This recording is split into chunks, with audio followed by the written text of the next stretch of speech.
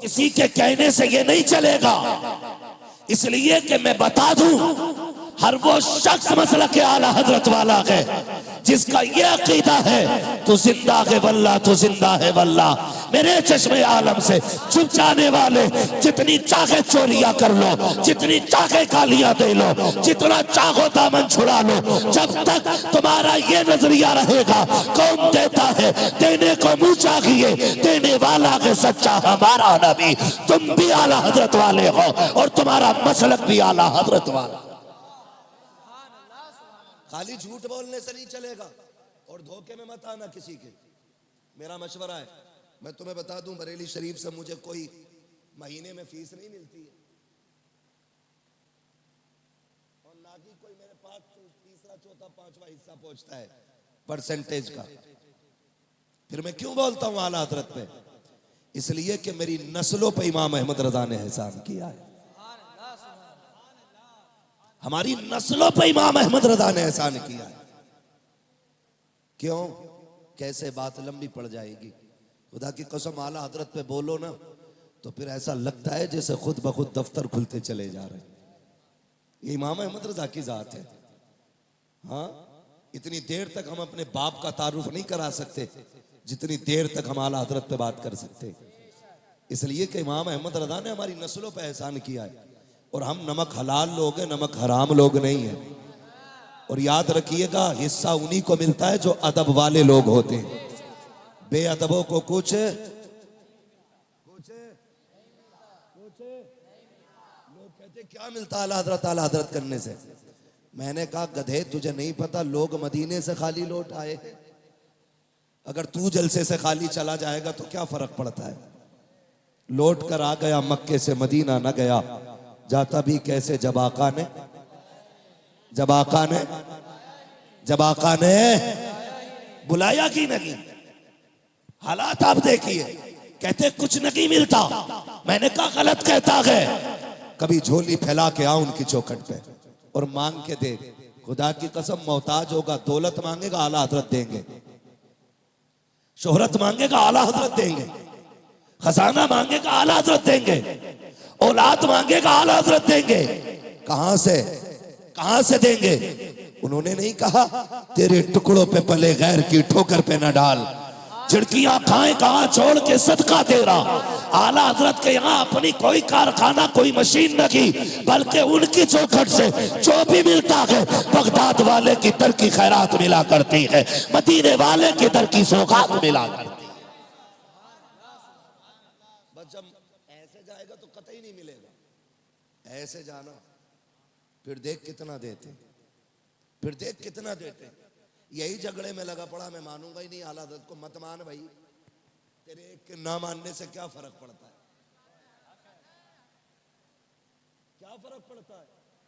पूरी दुनिया में आला हजरत के आज चर्चे। किसी गांव का कोई मोहल्ला ना माने तो इमाम अहमद रजा की जात पे फर्क नहीं पड़ता है।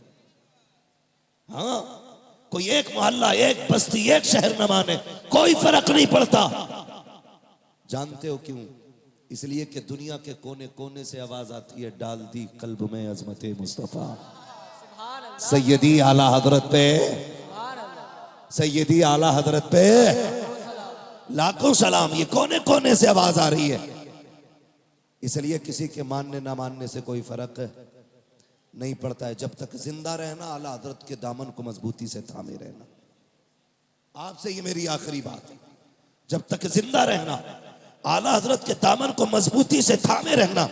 आला हजरत को पढ़ने की जरूरत है, आला हजरत को समझने की जरूरत है। कौन है इमाम अहमद रजा? जिसने सिर्फ जायज नाजायज के मसाइल नहीं लिखे। खुदा की कसम, अगर सीरत दिखाई है जमाने को तो मजबूर कर दिया कि मानने पर मुस्तफा की जात को। वो इमाम अहमद रजा खान फाजिल बरेलवी है, जिसकी जिंदगी का एक एक लम्हा इश्क रसूल में गुजरा है, जिसकी जिंदगी की एक एक करवट सीरत मुस्तफा में निखरी हुई गुजरी है। उस शख्सियत को इमाम अहमद रजा रजा कहा जाता है। आज लोग आसानी से दिल तोड़ दिया करते हैं, जिसको चाहते हैं जलील कर देते हैं। पढ़ना इमाम अहमद रजा फाजिल बरेलवी को, इमाम अहमद रजा को लोग कहते हैं गुस्से के तेज थे, पठान थे, इसलिए जलाली आदमी थे। मैं कहता हूं इमाम अहमद रजा को समझो, अगर गलत होता था तो गुस्सा आ जाता था, अगर सही होता था तो फिर वो शबनम बन के अपनों पे बरस जाया करते थे। पढ़ने की जरूरत है इमाम अहमद रजा को। सुने कौन है आला हजरत, मैं बता दूं, आज ना 4 लोगों का प्रधान बन जाए ना तो फिर वो नीचे नहीं बैठता है, खड़ा रहेगा, वही कुर्सी पे बैठेंगे क्योंकि हम प्रधान हैं। अगर ठोकर प्रधान की लग जाए किसी के तो जिसके लगी है वो माफी मांग रहा है, प्रधान माफी नहीं मांगे। इमाम अहमद रजा सुने, हमें फख्र है अपने इमाम पे, हमें फख्र है। आप बैठे, रमजान शरीफ का महीना, एक तालिब इल्म की ड्यूटी थी, खादिम था हजरत के घर का, रोज खाना लेके आता था। इत्तेफाक से देर हो गई खाना लाने में, गुस्सा आ गया हजरत को, थप्पड़ मार दिया। थप्पड़ मारा, बच्चा तो चला गया, लेकिन दिल बेकरार हो गया, दिल बेकरार हो गया। फरमाया जफरुद्दीन साहब जरा तलाश करो बच्चा किधर गया है। वो दौड़े, तलाश किया, बच्चा कहीं नहीं मिला। सहरी तक इमाम अहमद रजा सोए नहीं, इसी इंतजार में जागते रहे कि सहरी में वो बच्चा खाना लेके आएगा। सहरी में वही बच्चा फिर खाना लेके आया। मेरे इमाम की देखो शान, देखो, खाना एक तरफ रखवाया, बैठ गए, कहने लगे माफ कर दे यार, रात मैंने तुझे थप्पड़ मार दिया था। बच्चा कहने लगा हुजूर मैं खादिम हूं, आप मुझसे माफी मांग रहे। कहने लगे माफ कर दे यार। बच्चा कहने लगा हुजूर कैसी बात कर रहे हैं, आप इतने बड़े आलिम, इल्म कितना, सैकड़ों उलूम पर महारत तामा रखने वाली जात है, कह रहे माफ कर दे यार, गलती हो गई। बच्चे ने सोचा शायद अब छोड़ा नहीं जाएगा, बच्चे की आंख में आंसू आ गए। कहने लगे हजरत जी माफ किया मैंने। जब बच्चे ने इतना कहा आला हजरत बेकरार हो गए, हाथ पकड़े, कहने लगे यार ऐसा तो कर, तूने सिर्फ माफ किया, मैंने थप्पड़ मारा था, एक थप्पड़ मेरे मुंह पे भी लगा। हजरत क्या कह रहे हो? कहा अगर तूने तमाचा नहीं लगाया तो इमाम अहमद रजा कयामत में अपने नबी को क्या जवाब देगा, रब के सामने कैसे हाजिर होगा?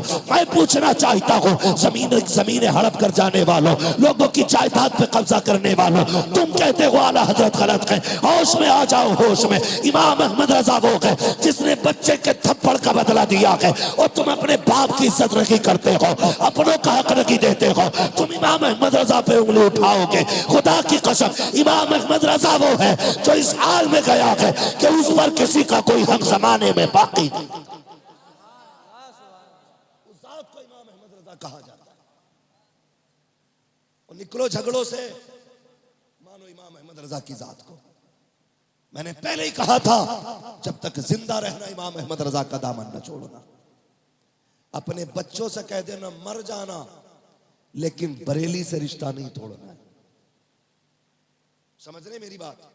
इसलिए कि मैंने ये देखा है बरेली शरीफ की एक करामत है आज भी, जो आला हज़रत के खानदान में जाके बैत हो जाता है ना, वो मोहताज होके तो मर जाता है, बेईमान होके नहीं मरा करता है।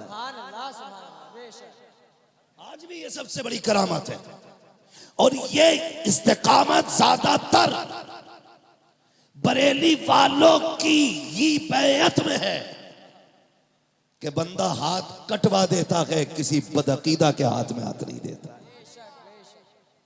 वरना बहुत से मिलेंगे, कई बात नहीं, मसले थी, मिलनी है, दावत थी, ये सब काट के बोने के लायक हैं।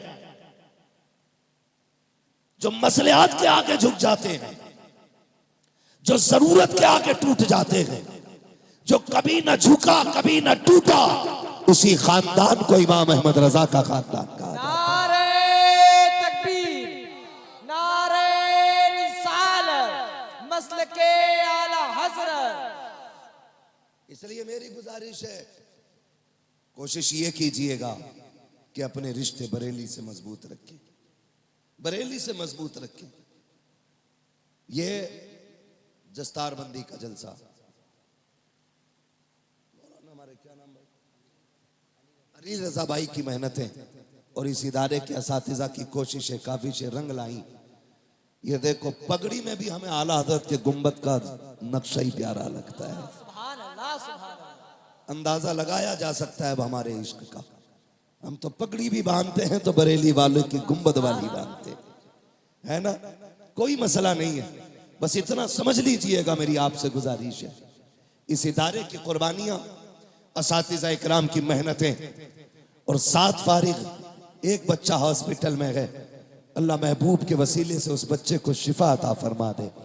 मुस्तफ़ा जान रहमत के सदक़े में उस बच्चे को उम्र खिज़र अता फरमाए, उम्र दराज अता फरमाए। इनके चेहरे देख के यकीनन लगता होगा काश हमारा लाल भी यहाँ बैठा होता, हमारा भी एक हाफिज बना होता, हमारे सर पे भी एक के दस्तारबंदी होती। याद रखिएगा, ये वो तोहफे हैं। आप IAS बना लें, आपका बेटा आपको लग्जरी लाइफ दे सकता है। IPS बना लीजिए, आपका बेटा गिफ्ट में बंगले दे सकता है। लेकिन आप बेटे को कुरान का कारी बना दें, ये लग्जरी लाइफ दे न दे, बंगला दे न दे, लेकिन इंशाअल्लाह माँ बाप को जन्नत का टिकट जरूर दे सकते हैं। ये शान कौन दे सकता है? सिर्फ कुरान वाले। सिर्फ जोर से सिर्फ कुरान वाले। अपने बच्चों को कुरान पढ़ाओ, अपने बच्चों को दीन सिखाओ, फिर देखना कसम खुदा की, तुमने देखा होगा 3 दिन लाश रखनी पड़ती है। रखने के लिए जब भेजा जाता है तो उसमें केमिकल लगाया जाता है, बाहर से लाशें आती हैं, पाउडर लगा के भेजी जाती हैं। 3 दिन के अंदर केमिकल से लाशें नहीं बचा करती। लेकिन ये कुरान वाले लोग हैं, जब कब्रिस्तान की तरफ जनाजे में लेट के जाते हैं, कोई डॉक्टर, कोई तबीब नहीं, कोई इलाज करने वाला नहीं, कोई केमिकल नहीं है, आवाज़े कुदरत आती है। ये जमीन संभल के रखना, मेरा हाफिज कुरान आ रहा है, मेरा हाफिज कुरान आ रहा है। का मालिक करना क्या है? का खबरदार इसके जिस्म को छूना नहीं है, हाथ नहीं लगाना है। जमीन कहती मालिक मुझे पता है इसके सीने में तेरा कुरान महफूज है, मैं वादा करती हूँ जैसा आज ले रही हूँ कयामत में वैसा की हिफाजत के साथ लौटा दिया जाए। सुभान अल्लाह, सुभान अल्लाह, बेशक सुभान अल्लाह। किसे मिलती है? किसे मिलती है? कुरान वालों को, कुरान वालों को। और जब कुरान वाले दुनिया से जाते हैं, खुदा की कसम वो खुद ही ऐलान कर जाते हैं, वो खुद ही कह के जाते हैं, लहद में इश्क रुखे शह का दाग लेके चले, अंधेरी रात सुनी थी चराग लेके चले, तेरे गुलामों का नक्शे कदम है राह खुदा, वो क्या भटक सके जो ये सुराग लेके चले। और हमने आंखों देखी बात करनी है, हमने जाते जाते मुस्तफ़ा के दीवानों को ये कह के जाते हुए देखा है, अख्तरे कादरी खुल्द में चल दिया, खुल्द वागे हर कादरी के लिए। ये उलमा की शान रखी है, जाते जाते जन्नत के नज़ारे किए हैं। कुरान वाला बनाओ बच्चों को, दीन सिखाओ बच्चों को, मदरसों की आप इमदाद करें, इनके साथ खड़े हो जाएं। खुदा की कसम मेरे नबी ने फरमाया था, या तो तालिब इल्म बनना, या आलिम बनना, या इनसे मोहब्बत करने वाले बन जाना। अगर इनसे मोहब्बत करोगे यहाँ भी कामयाब रहोगे, वहां भी कामयाब रहोगे। इसलिए मेरी दुआ है अल्लाह करीम इस इदारे को दिन दूनी रात चौगनी तरक्की अता फरमाए। आज जो है शब बारात है मेरे भाई, आज बख्शिश की रात है, निजात की रात है। जाओ जा करके अपने मुसल्ले बिछाने है, बिछाने के बाद अपने रब को आवाज देनी है, रो के उससे गुनाहों की माफी मांगनी है, या करीम कह के आवाज देनी है। इंशाअल्लाहुल अजीज आज तुम अपने रब को पुकारोगे, आवाज देने की देर है, बख्शिश आने में देर नहीं लगनी है। आपसे गुजारिश है कहीं घूमने नहीं जाना है, वक्त काफी इस जलसे में गुजारा आपने, अल्लाह इस महफिल को कबूल फरमाए। अब शहरी का वक्त भी हो चुका है और उसके बाद फिर नमाज का वक्त भी है, थोड़ा सा अपने रब को राजी करने के लिए सजदे भी कर लीजिएगा। महज रात गुजार लेना काफी नहीं है, गाड़ियों पे घूम लेना काफी नहीं है, अपने रब को मना लेना भी जरूरी है। बस जो हुए अगलात उनको माफ फरमाए रब कायनात। जिंदगी ने दिया साथ, फिर होगी मुलाकात, चमन रहा फूल खिलेंगे, जिंदगी रखी फिर मिलेंगे, मुसाफिर हैं हम भी, मुसाफिर हो तुम भी, किसी मोड़ पर फिर मुलाकात होगी। सारे लोग कलमा शरीफ पढ़ लीजिए, ला इलाहा, और जोर से ला इलाहा, और जोर से ला इलाहा इल्लल्लाहु मुहम्मदुर रसूलुल्लाह व मा अलैना इल्लल बलाग। अस्सलामु अलैकुम व रहमतुल्लाहि व बरकातहू।